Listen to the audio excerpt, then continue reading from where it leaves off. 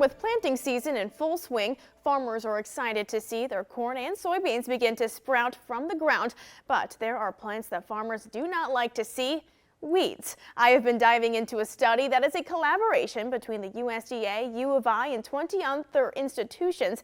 This research shows that controlling weeds is becoming harder and harder for farmers, and it's only going to get worse.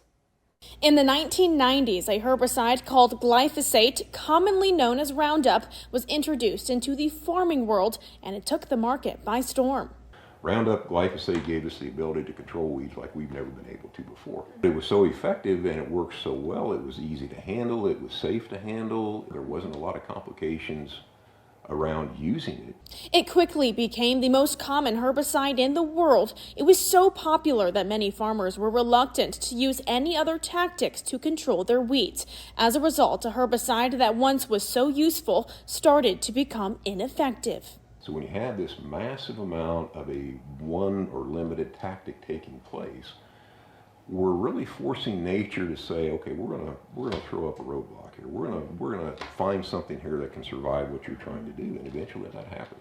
The most common weeds found in farmers' fields, like water hemp, are building a resistance to glyphosate, meaning the weeds have learned to survive when sprayed with the herbicide. We've actually reached a point now, specifically with water hemp in Illinois, where we're seeing patterns of resistance that are quite disturbing.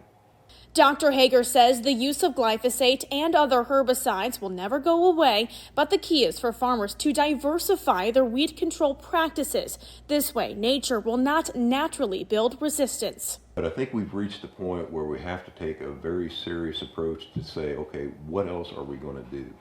In addition to that, the more diversity that you have in a system, the less likely that you're going to have something that slips through.